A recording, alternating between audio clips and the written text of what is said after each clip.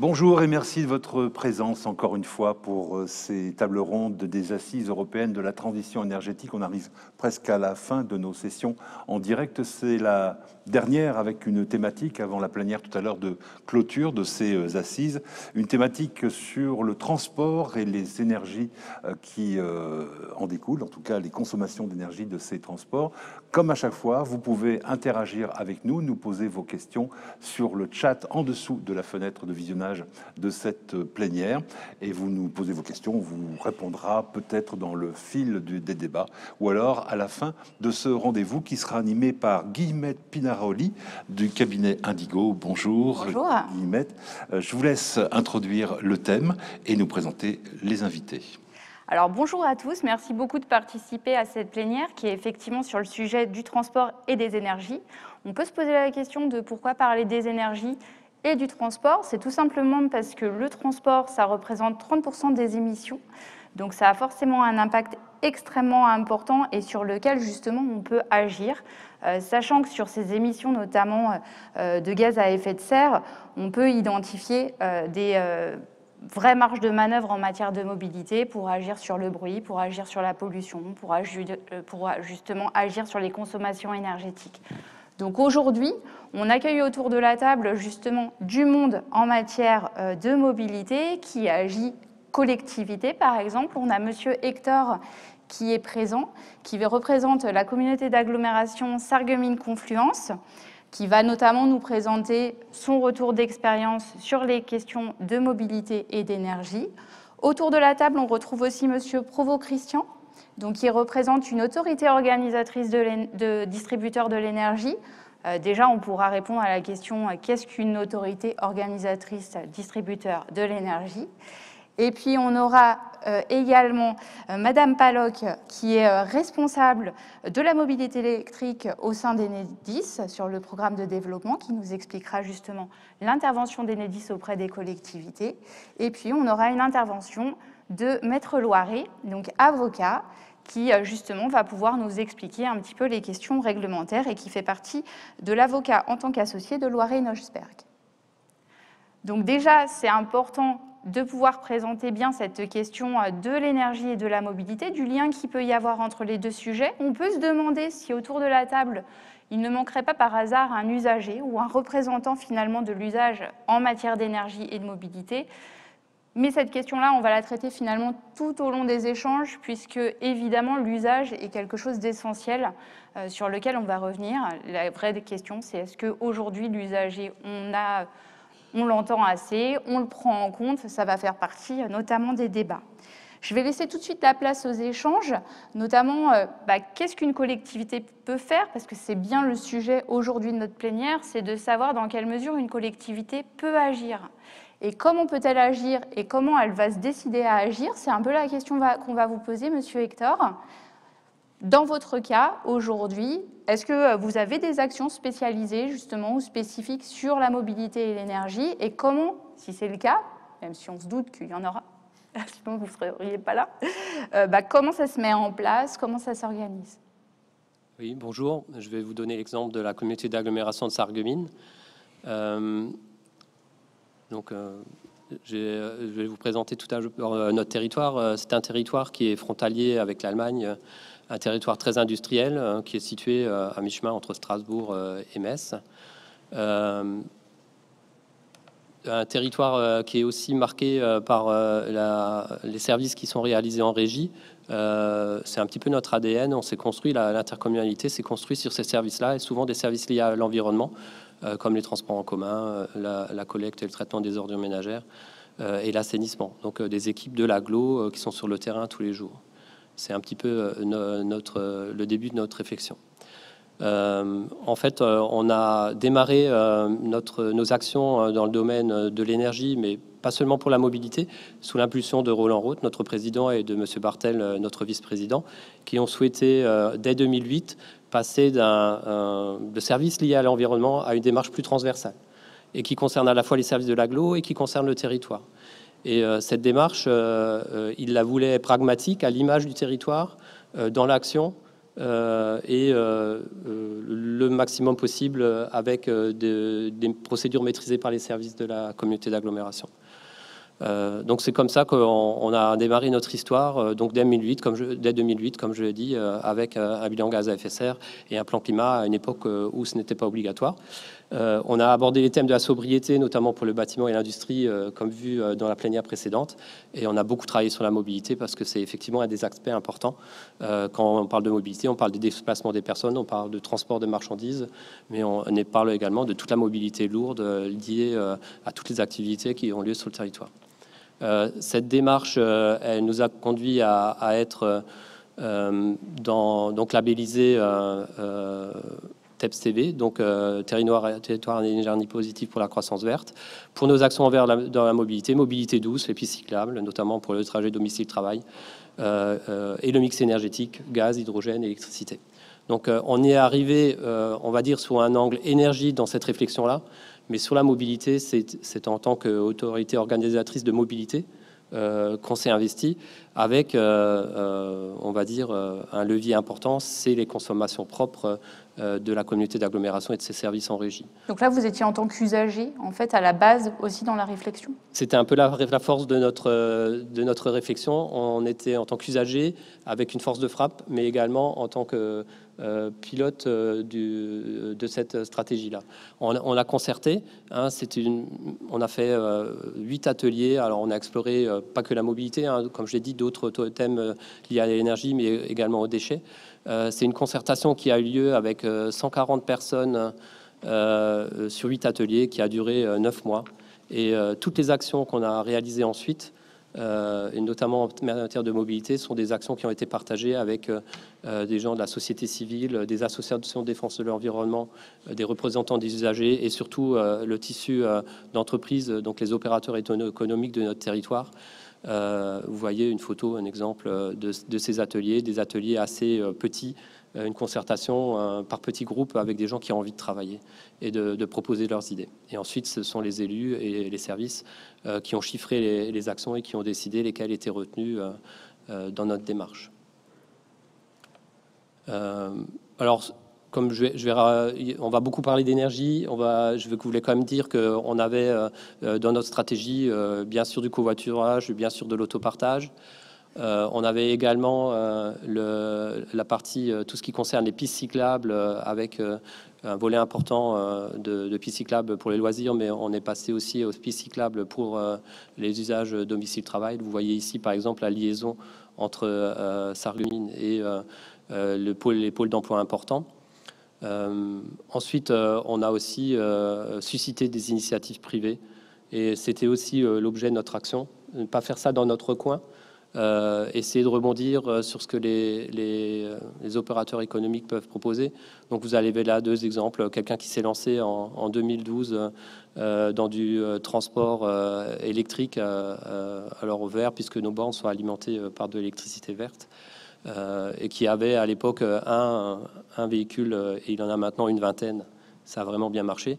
Et un autre exemple, c'est du covoiturage, de l'autopartage, mais un autopartage un petit peu particulier. C'est l'entreprise qui fait de l'autopartage avec ses salariés, et non plus des particuliers entre eux. Ce que vous disiez justement, c'est que finalement, il y a eu pas mal de concertations pour définir le projet. Là, on voit finalement des exemples qui sont opérationnels et qui sont avec justement des acteurs, avec des participants du territoire. Ça s'est passé vraiment comment? C'est-à-dire que vous avez, investi du temps pour aller voir les partenaires sur le terrain?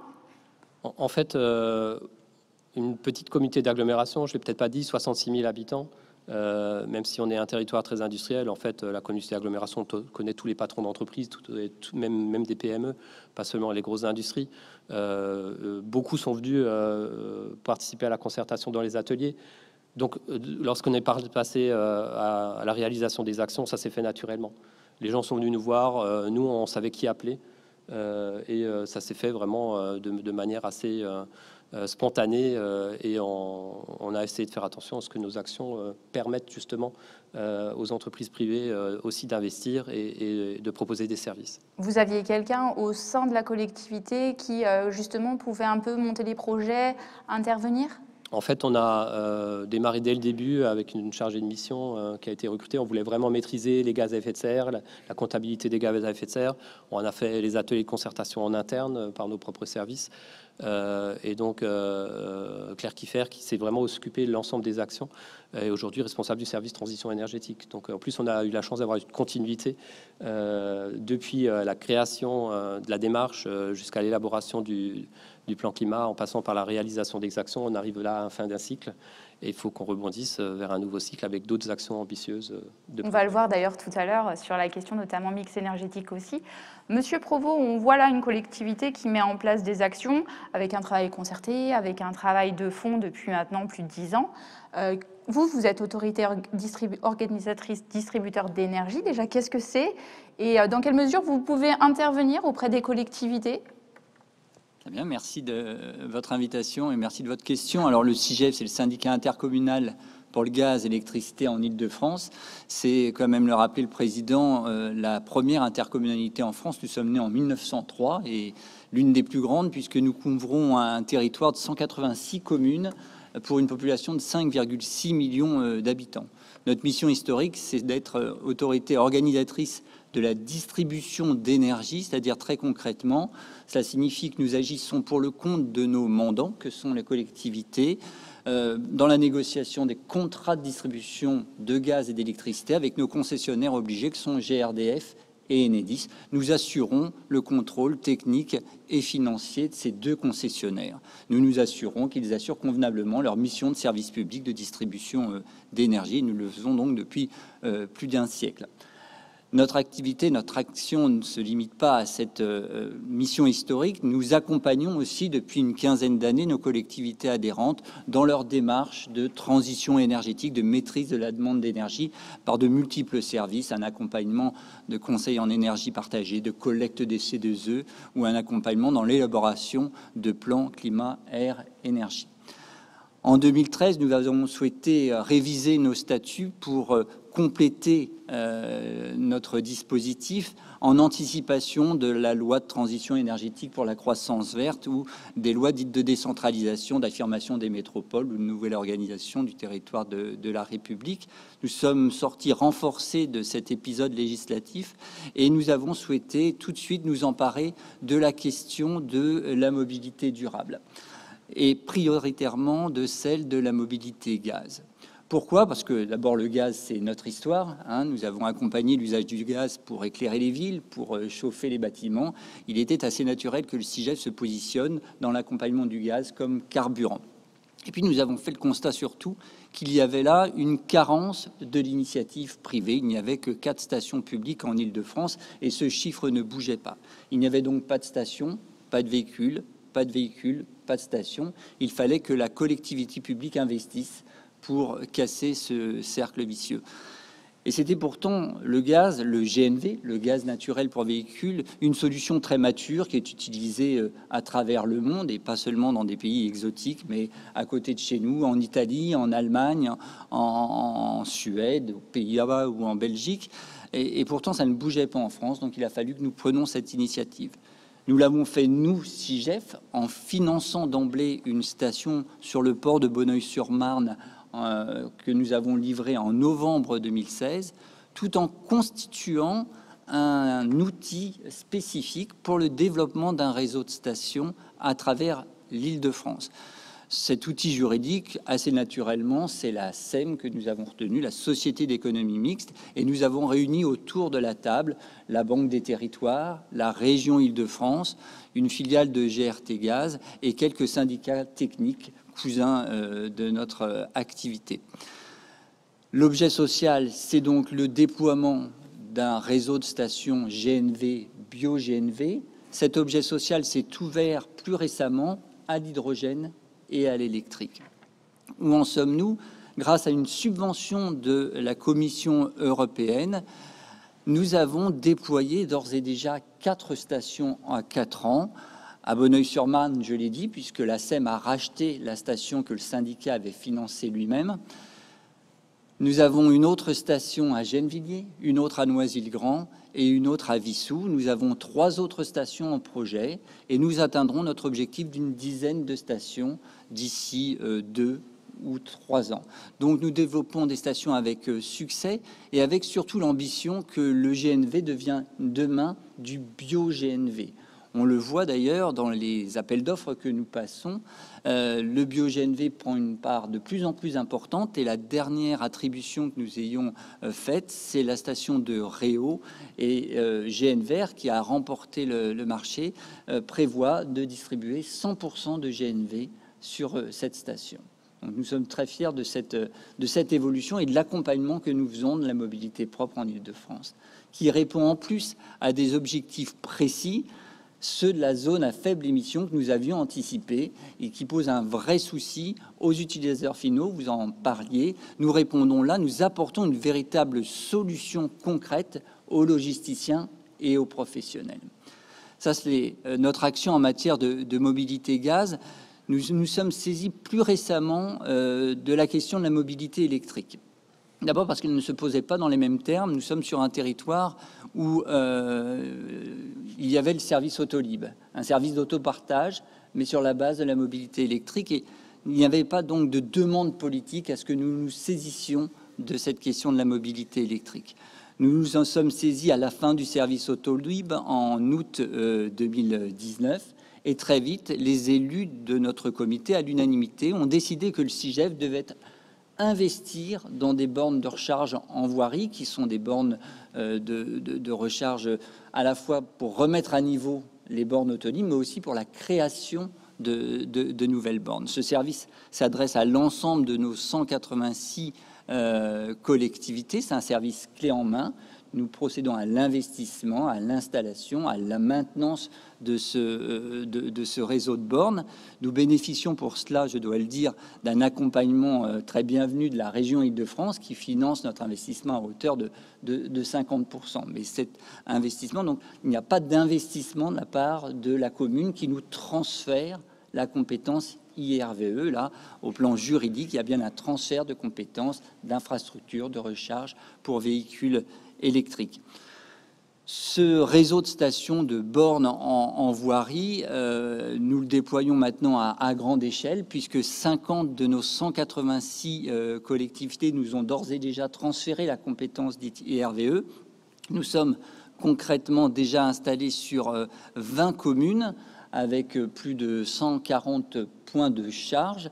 À la fin du mois de janvier, nous serons présents sur 31 de ces communes avec 200 points de charge. Et d'ici fin février ou fin mars, nous aurons déjà 300 points de charge sur notre territoire avec une montée en puissance sur toute l'année 2021. Un gros investissement financier puisque nous consacrons à ce déploiement pas moins de 3,8 millions d'euros d'investissement. Vous parlez justement des zones à faible émission qui finalement c'est peut-être un levier ou en tout cas un accélérateur, on va dire, de tout cela. Est-ce qu'il y a d'autres éléments qui font qu'on va vers justement une autre mobilité, une nécessité de mettre en place des installations? Est-ce qu'il y a des opportunités, des choses qui jouent en faveur de cela? Des opportunités, je ne sais pas. Il n'y avait pas d'obligation de notre collectivité d'intervenir, mais nous avons souhaité le faire parce que nous avons pressenti que c'était une nécessité. Au moment où nous avons investi le champ de la mobilité gaz, il n'était pas encore question de zones à faible émission sur le territoire de la métropole ou à l'intérieur de la zone dense de Paris, mais nous avons pressenti qu'il fallait que nous intervenions, encore une fois, pour faire bouger les choses et accompagner la maturité d'un marché. D'accord. Merci beaucoup. On reviendra vers vous de toute façon tout à l'heure. Il y a vraiment cette question d'anticipation, d'opportunité, puis de voir que le marché bouge, que les zones à faible émission, effectivement, sont aussi des leviers. Juridiquement, Maître Loiret, est-ce qu'il y a des obligations pour une collectivité? Est-ce que réglementairement, il y a des choses qui forcent ou qui poussent ou qui vont aller dans ce sens-là pour développer des énergies propres en lien avec la mobilité? Alors, merci pour cette invitation. Pour parler des mobilités, des énergies et des collectivités locales. Le point que je vais essayer de présenter, c'est effectivement cette articulation entre des politiques d'incitation et les obligations en tant que telles. Puisqu'on le voit dans ce genre de métier extrêmement novateur, qui évolue beaucoup, si vous faites tomber de l'État une règle et que tout le monde est obligé de s'y aligner, vous risquez de créer l'impossibilité de l'atteindre parce qu'elle coûterait trop cher. Elle entraînerait un changement tellement radical qu'aussi bien pour les collectivités que pour les opérateurs privés, elle emporterait cette difficulté. Donc on a eu plutôt une incitation à travers différents outils. Je vais essayer de les balayer assez rapidement. Évidemment, on a des engagements internationaux, je ne les évoque pas, qui sont pris souvent par l'Union européenne. On a surtout les directives de l'Union européenne qui, depuis les années 70, premier choc pétrolier, incitent continuellement à une amélioration des consommations énergétiques. Et on a eu différents outils. Alors, je vais démarrer en 96 avec la loi LOR, qui a entraîné le plan de protection de l'atmosphère, le PPA, qui lui-même se décline. On a eu ensuite des directives sur la promotion de véhicules de transport routier propres et économes en énergie, qui ont entraîné des obligations, cette fois traduites pour les acheteurs, dans certaines conditions, d'acheter des véhicules avec une meilleure consommation énergétique. On a eu la loi que vous évoquiez tout à l'heure, territoire à énergie positive pour la croissance verte, qui a donné le plan climat air énergie territoriale, qui a donné lieu également à la définition des émissions des autobus, des autocars. Et puis on a eu la loi énergie-climat et la loi LOM, ce qui fait beaucoup. Je vais essayer de passer assez rapidement. Tout d'abord, l'un des premiers points tout de même, c'est l'achat des véhicules propres pour les flottes publiques. Il y a là des obligations posées dans le code de la commande publique lorsque vous faites des achats, qu'un certain seuil d'achat est passé. Des responsables de mobilité ont l'obligation de s'interroger à l'aide de textes qui les guident sur les émissions des véhicules qu'ils achètent. Ça, c'est un des premiers points qui est une véritable obligation. Mais on a aussi et surtout des objectifs. Réduire les émissions de gaz à effet de serre, réduire la consommation énergétique finale, réduire la consommation énergétique primaire. Et la loi de 2015, la loi pour la transition énergétique et la croissance verte, a eu pour idée d'inciter vers 2030 à développer les véhicules électriques, les flottes publiques, on en a parlé, avec de faibles émissions, mais également de permettre la restriction de la circulation dans les zones affectées par une mauvaise qualité de l'air. Je vais évoquer très rapidement le décret 2017-23 qui définit les autobus cars à faible émission, qui vous indique que pour les agglomérations supérieures à 250 000 habitants ou pour des territoires spécifiques, cette obligation s'applique lorsque l'on renouvelle sa flotte. On est obligé d'aller vers une meilleure consommation énergétique. Autre point, le plan de protection de l'atmosphère. Le plan, il a été introduit par la loi LOR, la loi sur l'air et l'utilisation rationnelle de l'énergie. Il est obligatoire pour les agglomérations de plus de 250 000 habitants et pour des zones dans lesquelles sont définies que des valeurs limites sont dépassées ou risquent de l'être. Par exemple, l'Île-de-France. Encore une fois, on a l'objectif de ramener la pollution atmosphérique au niveau des valeurs limites ou de valeurs cibles. Et pour ça, on met en place des politiques en faveur des transports publics. On fait la promotion des véhicules propres. On fait la gratuité des transports lors des pics de pollution. Pour ne pas vous retenir trop longtemps, poursuivons avec le plan climat-air-énergie prévu au Code de l'environnement. Certaines collectivités sont obligées d'en prendre, la métropole de Lyon, des établissements publics de coopération intercommunale à fiscalité propre qui regroupent plus de 50 000 habitants, avec une date, c'était 2016. Pour les établissements publics de coopération intercommunale à fiscalité propre de plus de 20 000, ils avaient jusqu'au 31 décembre 2018. Sur ces plans climat, air, énergie, sur ces différents plans, peuvent se greffer les projets. Et c'est là que je reviens vers nos deux interlocuteurs qui ont mené des projets, vous l'évoquiez, monsieur, en s'inscrivant dans ces plans et en utilisant les outils tels qu'ils doivent l'être, c'est-à-dire de permettre aux personnes publiques d'initier des mouvements en réunissant des acteurs privés éventuellement qui pourraient être incités à s'engager économiquement dans cela. Avec les plans, vous avez l'avantage d'avoir une visibilité et de vous dire que si vous êtes dans les plans, vous pourrez avoir des subventions. Donc si je comprends bien, c'est au-delà de la question de l'obligation réglementaire, c'est plutôt des outils d'incitation, notamment via des documents de planification. Tout à fait, c'est exactement la logique qui est suivie. D'ailleurs, dans ces lois et dans ces plans, vous pouvez mettre en place des zones à faible émission. Ça, c'est notamment renforcé par la loi LOM de 2019, avec un décret du 16 septembre 2020, très récent, sur justement la définition du respect de la qualité de l'air.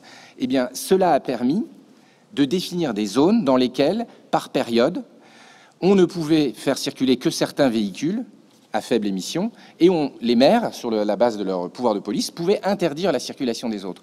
Donc c'est un outil, ce n'est pas une obligation. Par exemple, Paris l'a fait avant la loi. Mais c'est toujours une idée d'avoir une loi qui aide les acteurs publics à mener les projets et à montrer aux opérateurs privés, qui ont également des obligations, qu'ils ont un support pour avancer ensemble par des partenariats, par des contrats, par une SEM, par exemple, où on a avec soi des partenaires privés, pour avancer dans l'amélioration de l'air et des consommations énergétiques des véhicules. Je vais finir assez vite avec les deux dernières lois, la loi énergie-climat. La loi énergie-climat qui, justement, permet aux autorités organisatrices de réseaux publics de distribution d'électricité de recevoir des aides pour la réalisation, dans les communes rurales, d'opérations de maîtrise de la demande d'électricité. Vous avez également la possibilité d'intégrer des bilans d'émissions de gaz à effet de serre dans des plans de transition. Également, vous pouvez faire des contrats d'expérimentation. C'est un petit peu... il y a énormément de possibilités, puisque, et je vais essayer de finir là-dessus, c'est que vous ayez, en tant que commune, vous avez une compétence générale et vous pouvez intervenir dans beaucoup de domaines. Et souvent, les compétences sont attribuées aux communes. Par exemple, celle sur les RVE est attribuée aux communes, peut être transférée à des intercommunalités. Vous avez donc des compétences au niveau communal, vous avez des compétences au niveau EPCI, monsieur AOD, Autorité Organisation de la Distribution Électrique, monsieur Autorité de Mobilité, et sur ces acteurs, la faculté d'agir est donnée. Ensuite, il y a peu d'obligations, comme on l'a indiqué. Je termine avec la loi, si on me laisse encore quelques minutes, sur la loi LOM. Une minute. La loi LOM, alors je ne pourrais pas faire l'IRVE, alors c'est un peu court, mais les mobilités, ce ne sont pas que les énergies type gaz, type essence. La mobilité et les énergies, c'est aussi l'énergie humaine. Donc je vais parler des mobilités douces une toute petite seconde, mais vous avez Paris qui avait mis en place Vélib avant que toutes les règles qui aujourd'hui subventionnent la création de pistes cyclables, le développement de ce type de mobilité existent. Mais vous avez la région de Paris qui a également mis en place Véligo par la suite. Encore une fois, un autre acteur qui, lui, au titre du transport, intervient, peuvent créer une dynamique qui transforme radicalement les usages. Et je terminerai juste en indiquant que la coopération public-public est aussi une piste. C'est-à-dire que ces différents détenteurs de missions, de compétences, peuvent décider de s'unir, peuvent décider d'échanger. On parlera peut-être de la pertinence de cela, on en avait parlé avant, mais il y a de nombreux outils qui ne sont pas désignés, faites cela pour le climat, mais qui sont plutôt mis à la disposition des acteurs pour ensemble avancer vers une amélioration. Merci pour ce décryptage très poussé et intéressant sur la question juridique. Est-ce qu'il y a déjà des réactions par rapport à ça autour de la table? Il y a eu aussi deux petites questions là sur lesquelles on pourra répondre également avant de continuer. Moi, je voudrais répondre parce qu'effectivement, j'ai dû faire une erreur. On me dit c'est pas du covoiturage entre l'entreprise et ses salariés, c'est de l'autopartage. La voiture qui est la voiture de l'entreprise dans la journée devient la voiture du collaborateur le soir et le week-end. Et c'est bien dans ce sens-là que l'association eMove.org s'est développée.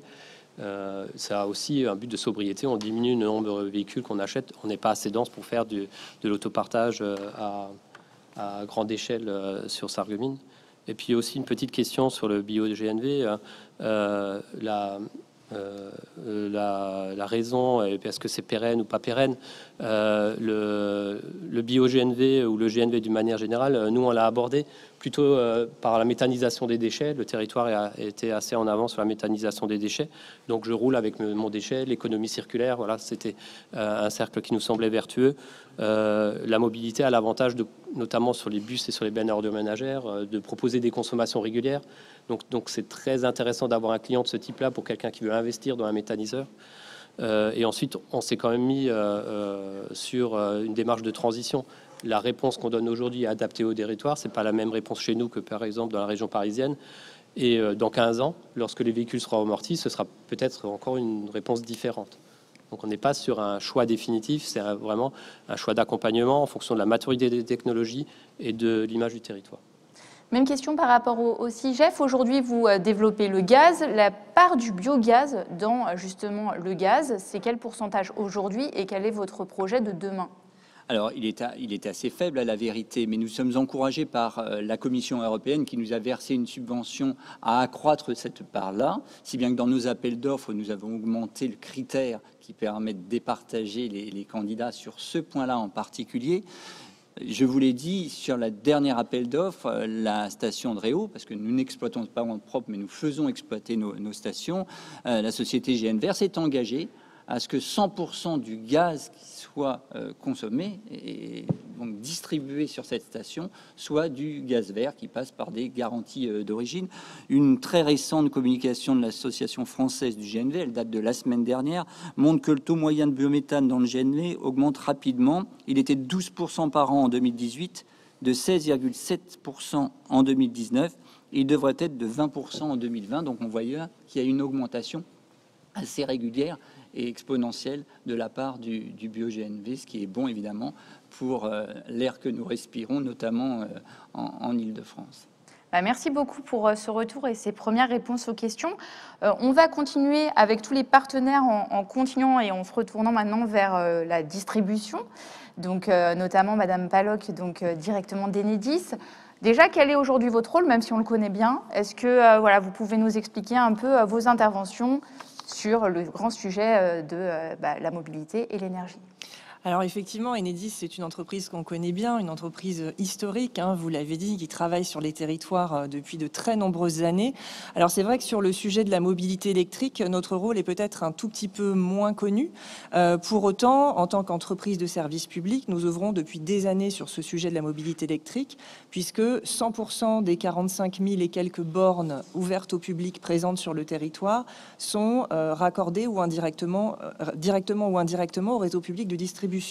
Donc à ce titre-là, notre activité sur la mobilité électrique pour faciliter le développement de la mobilité électrique existe depuis de très nombreuses années. Donc si je puis dire, on est sur un départ lancé. Et on est sur un double départ lancé, d'abord parce que nous avons une vraie expérience utilisateur de la mobilité électrique. Nous sommes aujourd'hui la deuxième flotte de véhicules électriques en France. On a environ 3000 véhicules aujourd'hui qui circulent sur l'ensemble du territoire 100% électriques, avec des disparités encore. Par exemple, en Île-de-France, on a l'exemple emblématique de Paris où on est à 100% de véhicules électriques Enedis qui circulent. Donc on a cette expérience utilisateur depuis maintenant de nombreuses années, à la fois sur l'usage des véhicules et puis sur le pilotage de leur recharge.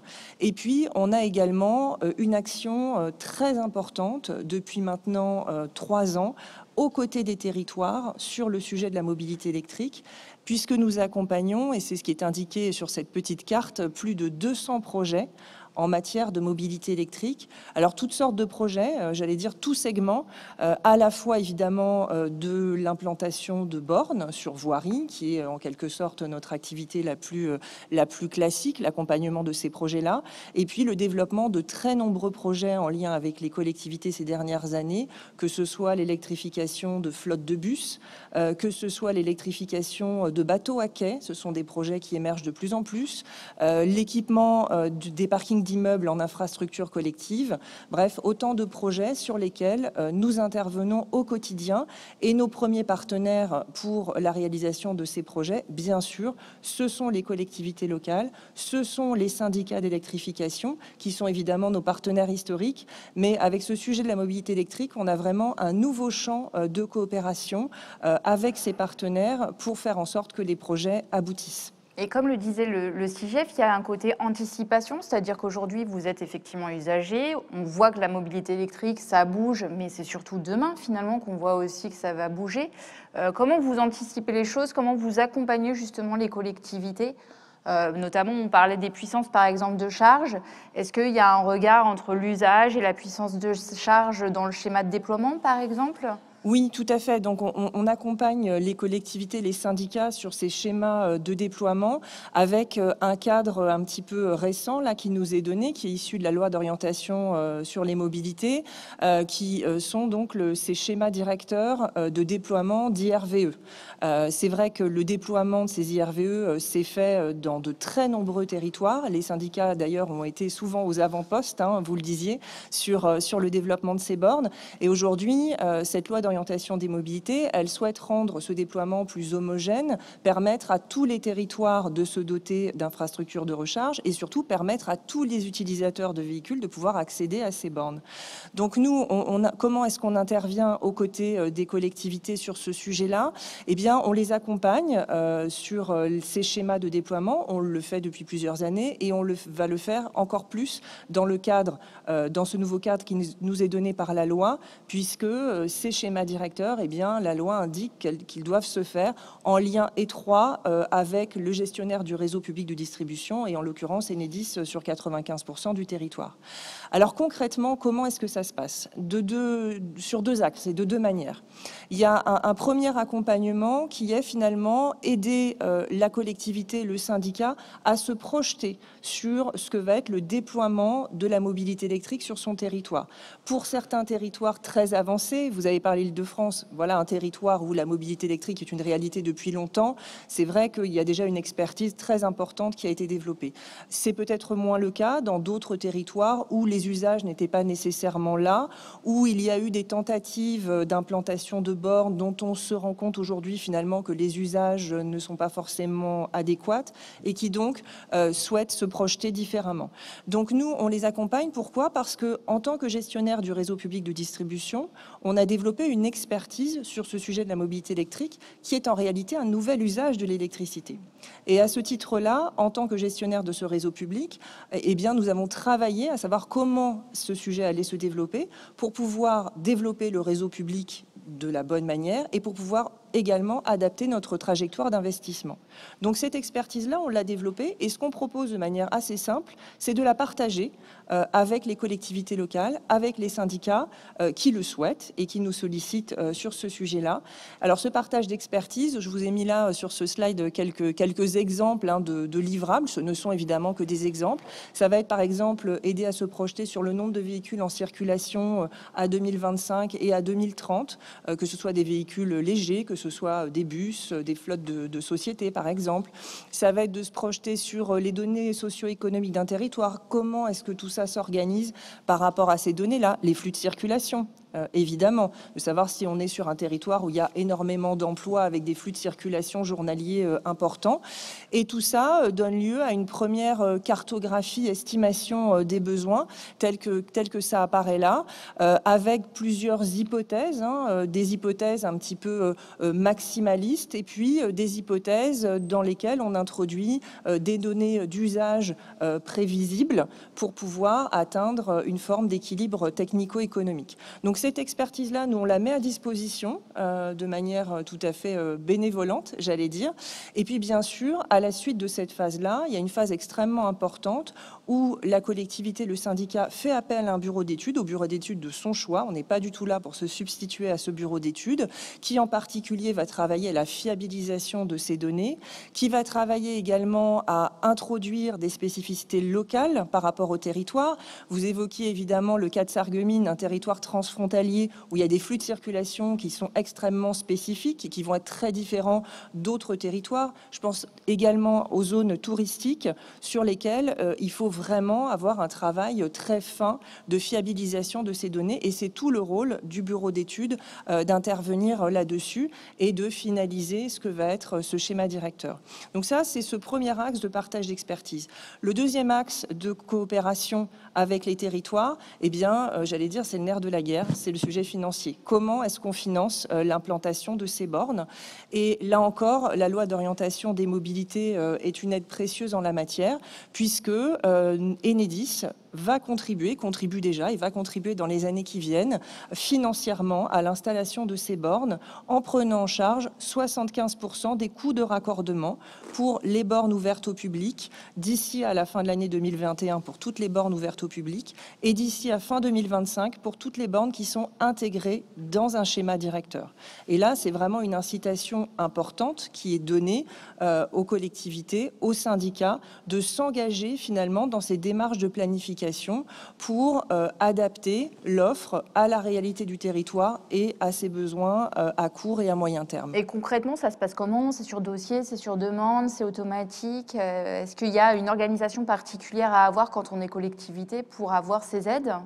Alors, pour avoir ces aides, tout simplement, lorsqu'il y a une demande de raccordement qui est formulée auprès d'Enedis, il suffit, entre guillemets, de signaler que le point de livraison qui est demandé au titre du raccordement correspond à un usage infrastructure de recharge pour véhicules électriques et les 75% sont déclenchés de manière automatique. Et puis pour l'accompagnement au titre de l'expertise, bien sûr, la collectivité locale, le syndicat peut prendre contact dès aujourd'hui, dès demain, avec son interlocuteur habituel Enedis pour enclencher une démarche de ce type-là. On vous connaît aussi comme expert électrique, évidemment. Est-ce qu'aujourd'hui, vous allez aller sur d'autres énergies ? Alors, très clairement, le travail que l'on fait depuis plusieurs années sur la mobilité électrique nous a conduit également à avoir une réflexion, évidemment, sur le mix énergétique. Comment est-ce qu'on se projette à court et à moyen terme sur ce mix énergétique en matière de mobilité ? On a la conviction très clairement que la mobilité électrique de demain et d'après-demain, la mobilité durable, lapsus révélateur de demain et d'après-demain, ne sera pas uniquement de la mobilité électrique. Vous avez parlé tout à l'heure du biogaz, il y a cette énergie qui existe. Il y a bien sûr d'autres types d'énergie qui vont demain offrir des usages complémentaires en matière de mobilité durable. Je pense par exemple à l'hydrogène.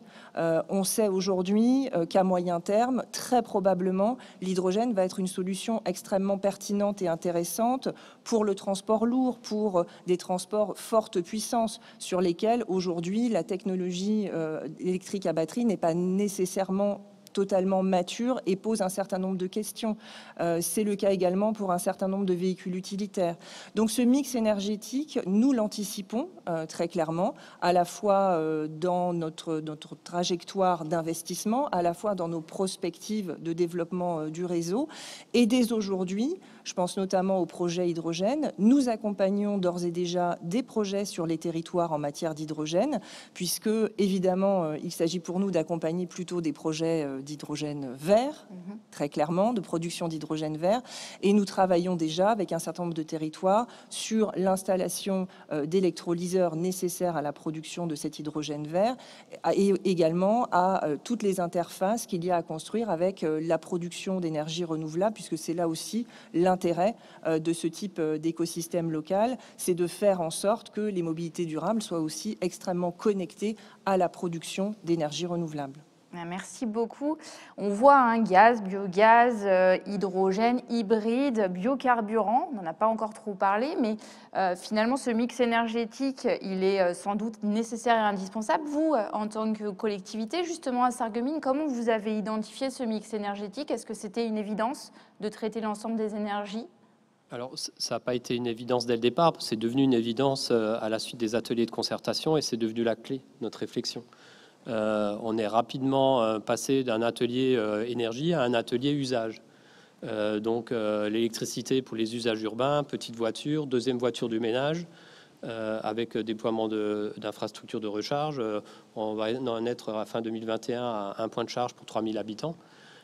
Et on voit que ça permet de passer à l'acte. Ça permet aux usagers de passer à l'acte. Ceux qui avaient envie d'y passer, y passent.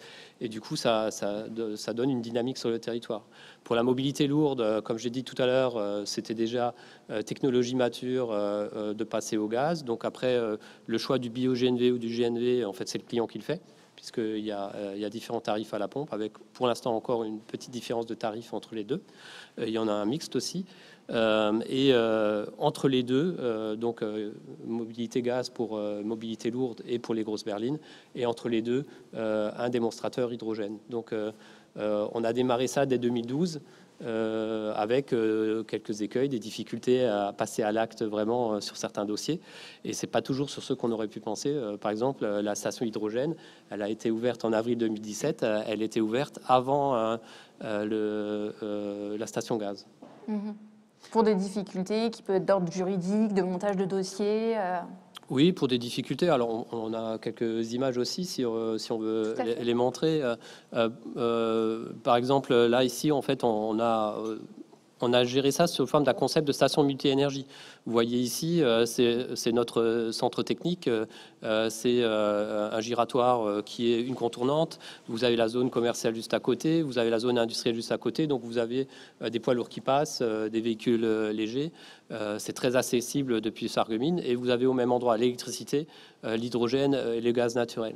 Alors, effectivement, on n'est pas connecté aux énergies renouvelables. Si on avait voulu mettre notre station gaz près du méthaniseur, elle était complètement déconnectée des usages. On était loin, on n'était pas au centre-ville, on n'était pas là où les gens passent habituellement. Donc, c'était ce choix-là. Et pour appuyer notre démarche, on a mis sur le volet NGNC dans la balance lors d'un dialogue compétitif. On a dit voilà, on a fait beaucoup de benchmarking au départ, 2 ans de réflexion. Et ensuite, une fois qu'on maîtrisait assez bien le sujet, on a dit voilà, on a des partenaires, la communauté d'agglomération, le syndicat de déchets, une entreprise, un logisticien qui s'engage. On a 550 tonnes de gaz à consommer par an. Sur la mobilité lourde, on sait qu'il faut 650 tonnes pour amortir un projet. Qui est-ce qui est intéressé ? Et on met le terrain à disposition. Voilà. Est-ce que quelqu'un veut investir ?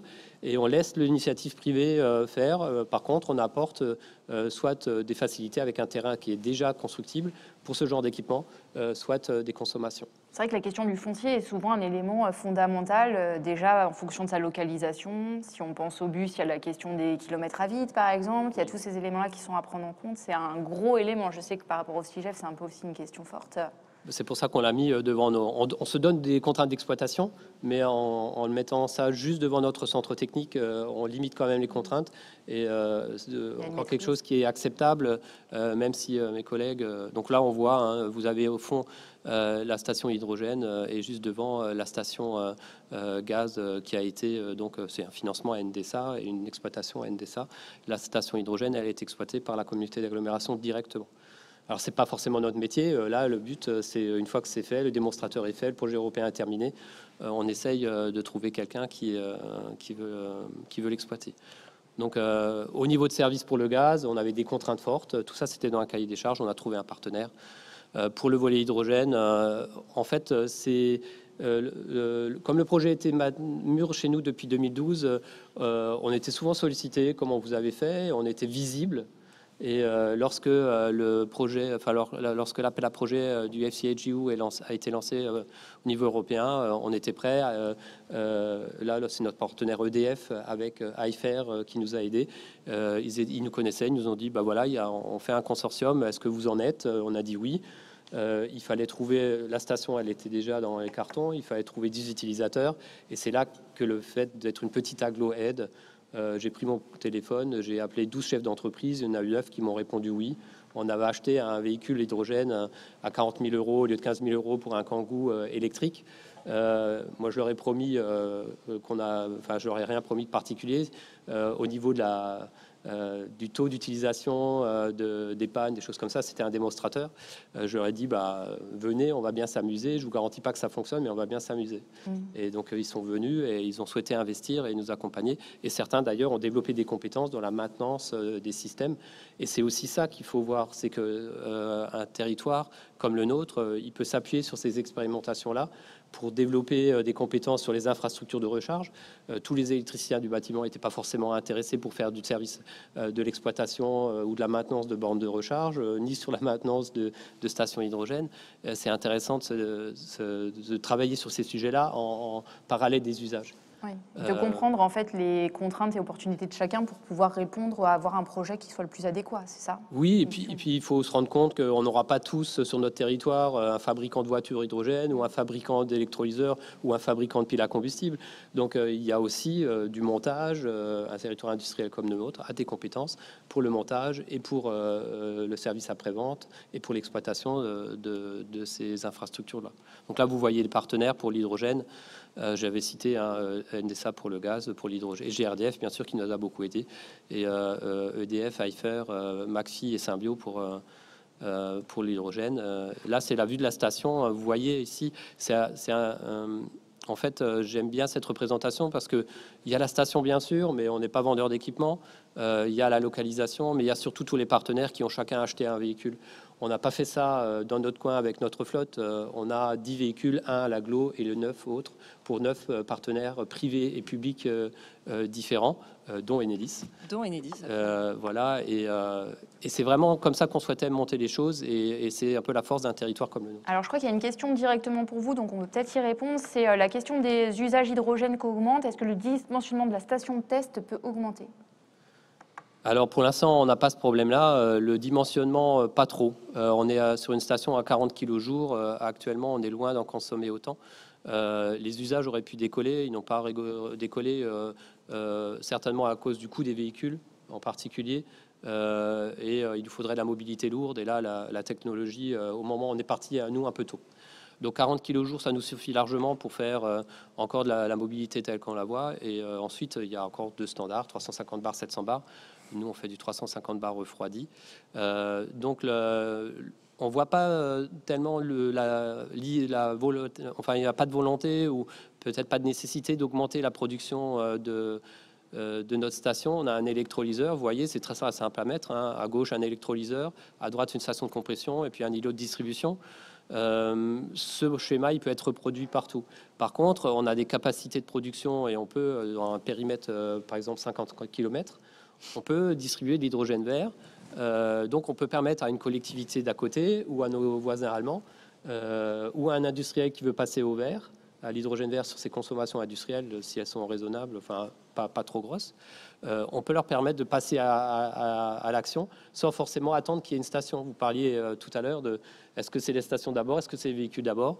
Donc nous, on peut aider, on a des capacités de production, on peut aider nos voisins et ça fait partie de l'exemplarité qu'on souhaite donner également. Alors justement, c'est une vraie question, c'est la question de l'échelle, c'est-à-dire qu'on voit que vous avez une maîtrise et puis surtout voilà, une connaissance du territoire qui fait que vous avez cette possibilité à mettre en place des actions. En même temps, on voit qu'il peut y avoir des flux qui sont au-delà de votre territoire et qui peut quand même être voilà, enrichi par l'hydrogène ou par des déplacements gaz. Quelle est la bonne échelle, selon vous, d'action? Alors, il peut y avoir plusieurs niveaux. Hein. Il y a l'action, il peut y avoir le financement, il peut y avoir le schéma, justement, qui peut aussi être à une autre échelle. Qu'est-ce qui joue? Est-ce que c'est la compétence? Enfin, voilà, pour vous, quelle est la bonne échelle pour mettre en place des actions telles que les vôtres? Vous allez me dire la vôtre. Hein, mais Non, pas forcément, parce qu'on est en train de travailler sur des échelles, notamment sur l'hydrogène, sur des échelles un peu plus grandes en ce moment, avec d'autres partenaires. Vous avez parlé du volet transfrontalier, vous avez raison. On ne peut pas, nous, gérer ces mobilités-là sans aller voir nos amis allemands et voir les solutions qu'eux, ils veulent avoir et essayer de trouver pour les déplacements pendulaires, notamment une réponse en mobilité propre aussi. Notamment sur les zones industrielles, la plupart du temps, elles ne sont pas accessibles facilement par le train, et en tout cas pas ou par le bus, aux horaires où il faut prendre les postes quand on est en 3-8. Donc ce sera certainement une autre mobilité.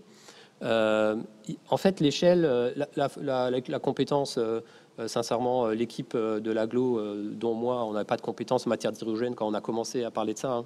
Simplement, on n'a pas peur. Voilà, on n'a pas peur de s'y mettre et de mettre les mains dans le cambouis.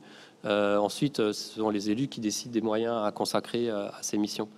Et ensuite, on n'a pas besoin d'être spécialiste de l'hydrogène si on connaît son territoire et on connaît les usages et qu'on sait qui appeler pour avoir des bons partenaires. Non, l'échelle, c'est vraiment une échelle de projet. En écoutant les opérateurs privés qui vous disent, bah voilà, pour l'hydrogène, ils nous ont dit c'est 10 véhicules à une station d'au moins 40 kg jour. Bah, ok, on va faire ça. Et après, on voit à quelle échelle. Si j'avais pas trouvé 10 véhicules à l'échelle de l'agglo, on serait peut-être allé chercher en Allemagne. Actuellement, on a 5 clients allemands qui viennent régulièrement de Saarbrück parce qu'il n'y a pas de station encore sur leur territoire. Et après, il faut être agile. il ne faut pas se fermer les portes sur le gaz à d'autres partenariats, à d'autres gens qui viennent de l'extérieur. Donc c'est plutôt une échelle de projet qu'une échelle de territoire. Après, il faut forcément quelqu'un qui porte. Et là, l'agglo est AODE, elle est AOM aussi. Donc on peut porter, on peut être chef de file, même si le financement il est toujours partagé, et notamment avec des opérateurs privés. Monsieur Provost, peut-être pour compléter cette image, vous travaillez beaucoup avec la région, vous travaillez avec les communes qui vous délèguent la compétence. Comment vous voyez justement cette échelle de pertinence, entre guillemets, qui peut être échelle avec un S?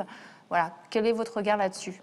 Je crois d'abord que cette question impose un peu d'humilité et de modestie en réalité, parce que je ne sais pas s'il y a un modèle unique de partenariat et qui soit applicable de la même façon à l'Île-de-France ou à l'Est de la France. Donc chaque territoire a peut-être sa réponse à cette question. Moi, ce dont je peux témoigner, c'est qu'en effet, on travaille très bien avec la région. Une région stratège qui, dans un schéma directeur, un schéma stratégique, plan, climat, air, énergie, nous dit voilà où nous devons aller. Et voilà les moyens que nous mettons pour vous accompagner dans votre ambition. Et vous, syndicat d'énergie, vous apportez la solution concrète. Vous êtes les apporteurs de solutions. On aime bien le dire ainsi. Et donc, voilà, on arrive à bien travailler avec ces partenaires-là, communes, régions, et intercommunalités que sont les syndicats d'énergie, avec une influence mutuelle. Au départ, la région Île-de-France subventionnait les stations GNV. Nous l'avons convaincu d'investir dans notre SEM et nous avons eu ce dialogue très fructueux avec la région. Donc pas de modèle unique, un bon partenariat avec la région stratège, encore une fois, et les territoires qui sont les communes, les collectivités. J'ajouterais qu'il n'y a pas d'inconvénient à ce que plusieurs intercommunalités travaillent sur ce sujet. Il n'y a pas d'inconvénient à ce qu'en Île-de-France, le syndicat de Seine-et-Marne ait ses propres bornes électriques quand le SIGEF développe les siennes sur son territoire. Parce qu'il peut y avoir justement des partenariats. Et nous allons annoncer dans quelques jours des accords d'itinérance de façon à ce que les usagers, au final, ne voit pas de différence entre l'offre de services du syndicat de Seine-et-Marne, de la communauté d'agglomération Droit-6 Pays de France et du SIGEF. C'est ça l'essentiel. Donc il peut y avoir de bons partenariats. Il peut y avoir des freins ou des choses moins commodes, c'est lorsque une collectivité s'empare d'une compétence dont la loi ne la dote pas. Donc là, c'est un peu compliqué et en offrant un service très différent ou inspiré par des visées très différentes du service d'intérêt général que nous mettons, nous, en place. Là, ça devient un petit peu compliqué, y compris pour les élus vers lesquels nous nous tournons et qui ne comprennent pas toujours qui nous sommes pour intervenir et quelle solution choisir au final. On va peut-être justement reparler tout à l'heure un peu du poids politique aussi et de l'implication des élus. On va aussi répondre à toutes les questions. Xavier, Maître Loiret, vous souhaitez... m'y autoriser sur les IRVE. Bien sûr. Pour confirmer ce que disent les interlocuteurs, le texte vous dit, alors il parle d'IRVE, mais il parle aussi de gaz, il parle aussi d'hydrogène, donc on n'est pas limité, mais il vous dit la compétence est à la commune. Cette commune, elle peut mettre en œuvre le service, c'est donc vous n'êtes pas obligé de le faire, et elle peut mettre s'il n'y a pas une offre suffisamment puissante existante, ou inadéquate, ou insuffisante. Donc la marge de manœuvre est quand même grande. Mais on voit bien que vous pouvez prendre en charge une activité si le secteur privé ne l'a pas assez développé ou s'il a besoin d'un accompagnement pour le développer. Vous pouvez le faire en tant que commune. Mais si la commune veut transférer sa compétence, et là, elle ne peut plus le faire à partir du moment où elle transfère sa compétence, elle peut la transférer soit à un EPCI, établissement public de coopération intercommunale, qui a une compétence en matière d'aménagement, de soutien aux actions de maîtrise de la demande d'énergie ou de réduction des émissions polluantes ou de gaz à effet de serre. Elle peut également le confier à une autorité organisatrice d'un réseau public de distribution d'électricité, monsieur, mais elle peut également décider de le confier aux autorités organisatrices de la mobilité, ce qu'est Sarreguemines. On le voit, le législateur dit, vous n'êtes pas obligé d'y aller. Regardez bien ce qui se fait autour de vous, s'il y a une offre existante, pas que privée d'ailleurs. Si vous voulez y aller, vous avez la faculté soit d'y aller vous, commune, soit de confier à différents interlocuteurs. Le seul cas que j'ai trouvé où il y aurait une obligation de compétence, c'est s'il y a une métropole. S'il y a une métropole, elle est compétente de plein droit en la matière. Je ne suis pas sûr que cette dureté juridique soit pertinente en écoutant mes collègues de cette discussion. On voit bien que... de la métropole du Grand Paris. Voilà. Et on voit bien que ce que vous évoquiez, monsieur, est dans le texte. C'est-à-dire que comme on a 4 ou 5 entités qui peuvent agir, on n'est pas comme sur l'eau ou l'assainissement où la loi NOTRe a réglé certaines choses. Eh bien, l'idée, c'est de trouver le meilleur niveau, soit d'exercice de la compétence, mais même coopérer entre vous, même en tant qu'entité, pour définir ce projet, trouver les acteurs et ceux qui peuvent le porter. On est avec l'exemple des IRVE, typiquement dans cette législation sur l'énergie, on incite, et d'ailleurs, juste pour l'évoquer une seconde, dans le plan de relance, il est prévu 100 millions d'euros qui doivent être affectés à la mise en place de ces infrastructures, avec la possibilité de financer 40% d'un projet pris en charge. C'est une subvention de l'État qui est annoncée par le ministère. Voilà ce que je voulais dire sur ce point. Merci beaucoup pour ces éclairages. On va peut-être répondre à quelques questions avant de faire un petit tour de table. Oui, il y a eu plusieurs et beaucoup de questions ou simplement de remarques, d'informations. Certaines ne manquent pas d'humour, juste un clin d'œil pour vous, monsieur Hector, qui nous annonciez que vous n'aviez pas peur de mettre les mains dans le cambouis. Eh bien, un internaute nous dit « avec l'hydrogène, plus de cambouis ». Ce qui n'est pas faux. Par ailleurs, on nous demande si le GNV a du sens hors du bio-GNV. C'est pour vous, je crois, monsieur Provost. Si le réseau de gaz est à 100% renouvelable en 2050, question subsidiaire, est-ce une énergie de transition ou une énergie pérenne pour la mobilité durable? La deuxième question répond à la première. J'ai envie de dire, oui, le GNV n'est qu'une solution intermédiaire. L'horizon, c'est le bio-GNV, à l'évidence. Très bien, merci pour cette réponse courte. Autre question, la location des véhicules propres est-elle envisageable pour les collectivités via l'UGAP éventuellement? Peut-être qu'on peut rappeler ce que c'est l'UGAP. L'UGAP, c'est une centrale d'achat qui permet aux collectivités d'obtenir des fournitures, des services ou des travaux, pas toujours des travaux, mais d'obtenir des biens sans faire de mise en concurrence en allant directement vers l'UGAP parce que l'UGAP a fait la mise en concurrence. Et sur cette question, l'UGAP a tout un secteur mobilité. Je ne citerai pas la personne que je connais très bien qui s'occupe de cette mobilité à l'UGAP, mais n'hésitez pas à appeler l'UGAP si vous voulez. Ils ont des choses à proposer pour répondre à cette question. Et je peux témoigner aussi que le syndicat que je représente réfléchit aussi à un groupement de commandes, comme nous le faisons pour l'achat de gaz, à un groupement de commandes pour véhicules propres, notamment des véhicules au gaz. Alors, si le collègue parlait d'une location pure, il y a du leasing. Il y a de l'achat. Une location pure, je loue un véhicule hydrogène pour un mois et je le rends. Je pense qu'il n'y en a pas encore. Si vous voulez tester un véhicule hydrogène, allez à Paris, prenez un taxi Hype et comme ça vous verrez. Ou venez à Sarreguemines, on vous fera faire un petit tour en Kangoo. Mais en location pure, j'en connais pas. Ni pour la mobilité, en tout cas pour la mobilité hydrogène. Pour le GNV, je dois avouer que je ne sais pas si certaines centrales de location classiques font du gaz, du gaz, motorisation gaz ou pas. D'accord. Alors, au chapitre des moyens de déplacement, peut-on imaginer des véhicules électriques guides plutôt que des véhicules autonomes pilotés? Alors, je vous livre la question telle qu'elle a été rédigée. Je vais répondre que, en tout cas, nous, on a réfléchi à plutôt, alors pas des véhicules pour les particuliers, hein, mais toujours pour rebondir sur la plénière d'avant, on n'est pas forcément fan du high-tech et on n'est pas sûr que ce soit une mobilité durable. Ça répond aussi à une question, il y a une question, quelle charge, quelle puissance pour les IRVE. Nous, on est plutôt basé sur une mobilité urbaine, donc véhicules guidés en mobilité urbaine avec tous les aléas que ça peut comporter. C'est pas forcément, en tout cas technologiquement, c'est pas mature, on va dire ça comme ça. De la même façon pour la recharge, pour nous, c'est une recharge sur notre territoire en tout cas, qui se fait principalement à la maison. Pour 20 ou 30%, elle se fait à l'extérieur lorsque il y a un imprévu ou que ça s'organise comme ça dans le déplacement de la famille. Le superchargeur concerne un concept de déplacement ou de mobilité propre que nous, on a réglé plutôt par le GNC ou le bio-GNC, en tout cas à l'heure actuelle. Mettre une borne de recharge, en tout cas une IRVE qui a la puissance d'un immeuble de 70 logements, nous semble pas forcément très urgent.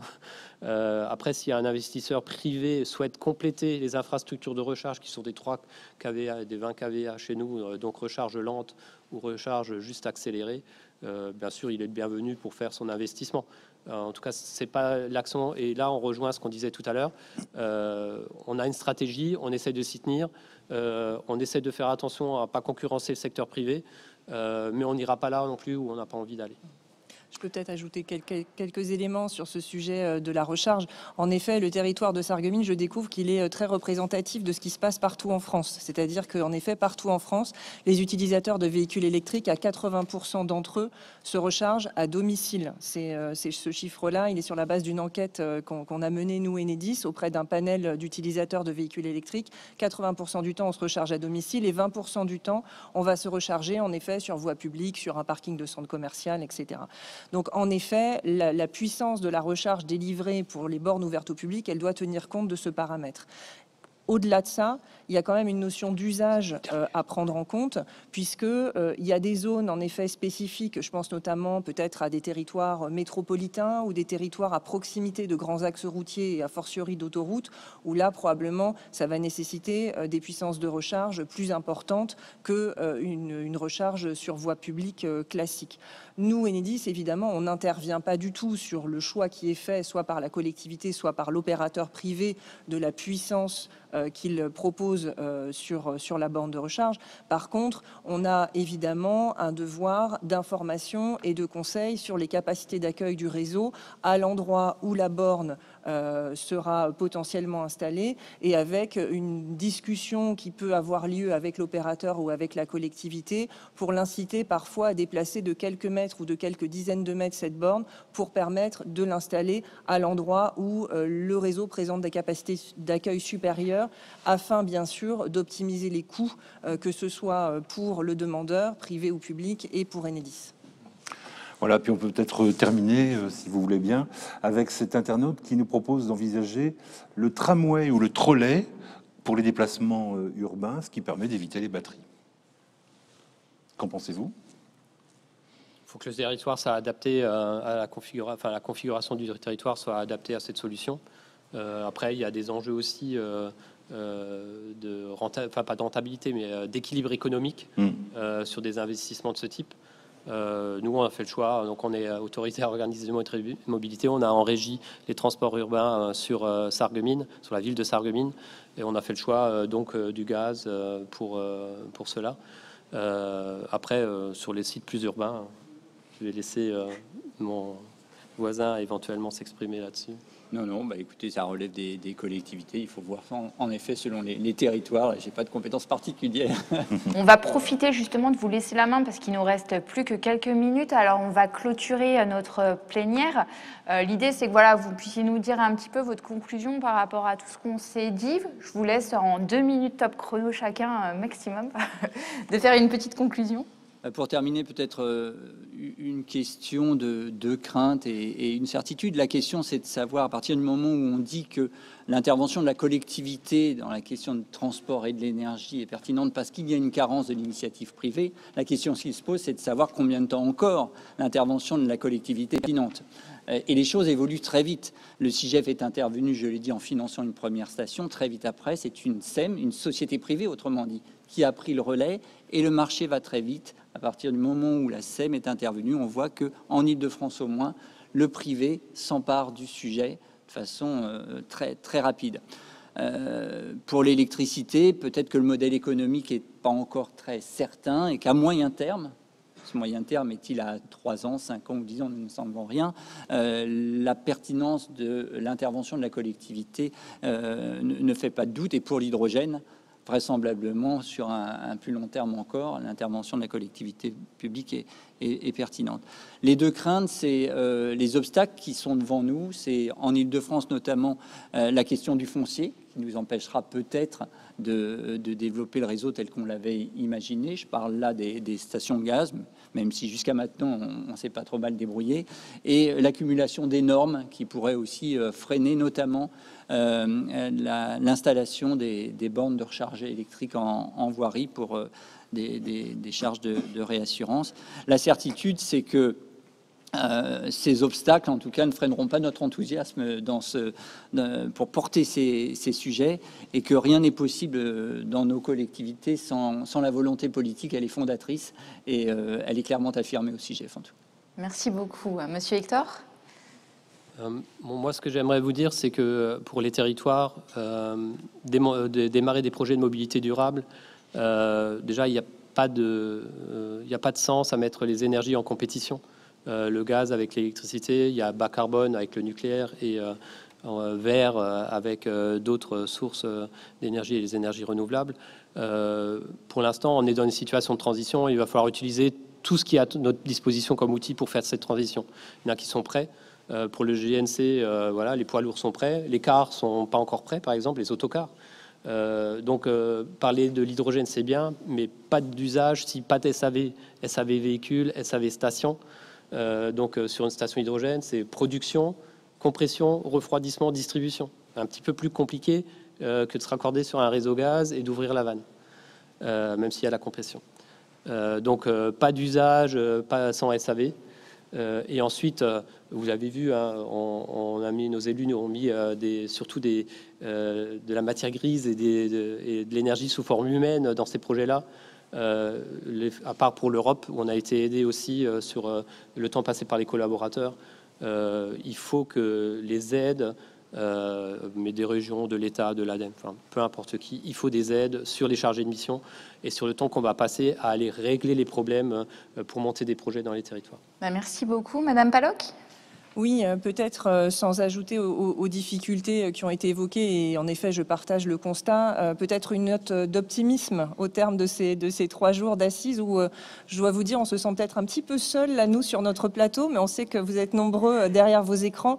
Une note d'optimisme, en effet, au terme d'une année qui a été très, très incertaine, et sur le sujet des mobilités durables aussi, dans une certaine manière, finalement. Comment ce sujet du mix énergétique va-t-il atterrir ? Comment les ambitions fixées par l'État d'un objectif de 100 000 bornes de recharge à fin d'année 2021, comment est-ce que cet objectif va-t-il être concrétisé? La note d'optimisme que je voudrais partager, c'est que, en tout cas sur le sujet de la mobilité électrique, on est aujourd'hui dans une réalité. On n'est plus du tout dans le domaine de l'anticipation. Les ventes de véhicules ont connu de grandes difficultés sur l'année 2020. Sur les véhicules électriques, on est à plus 160% de ventes. Donc on voit bien, alors certes, il y a évidemment un soutien public, mais on voit bien que la mobilité électrique, en tout cas, est une réalité et que si les objectifs fixés par l'État sont ambitieux, on est sur une trajectoire très dynamique qui va certainement nous permettre de passer vraiment un cap vers la massification sur 2021. Et une certitude que je voudrais partager avec vous, mais qu'on a déjà partagée au cours de cette table ronde, c'est la certitude que, en tout cas, on ne réussira pas tout seul, chacun d'entre nous, et que chacun des projets qui a été partagé aujourd'hui a réussi parce que justement il est le fruit de partenariats entre les territoires, entre des acteurs publics et des acteurs privés. Merci beaucoup. Maître Loiret? Alors pareil, je finirai par une note d'optimisme. C'est que certes, il n'y a pas énormément d'obligations, mais il y a énormément d'outils disponibles pour les collectivités, que ce soit par le système des subventions, plus ou moins porté par la région, mais on peut faire des subventions autrement, que ce soit par ces achats de véhicules, que ce soit par ces délégations de services publics de transport, en imposant des exigences, que ce soit par les infrastructures et RVE, que ce soit par la planification qui permet d'inscrire des projets pour informer l'extérieur et bénéficier de subventions, et que ce soit, je terminerai là-dessus, par la coopération entre les acteurs qui peuvent agir pour atteindre le niveau de projet le plus intéressant. Mais les outils, en fait, sont extrêmement nombreux, pas tous obligatoires, et je vous suis, il ne faudrait pas trop cadrer juridiquement cela pour éviter trop d'entraves. Merci beaucoup, en tout cas, pour ces éclairages. Merci Guillemette pour cette belle table ronde. Merci à tous de votre participation. On vous donne rendez-vous dans un bon quart d'heure maintenant. Il sera 17h15 pour ce qu'on appelle la plénière de clôture. Mais on ne va pas se contenter de se dire au revoir et qu'on était content d'être venu. On va se projeter sur l'année qui vient pour poursuivre le travail. Et puis, on jettera un coup d'œil sur les assises 2023 à Genève. Donc rendez-vous à 17h15. Bonne soirée à tous.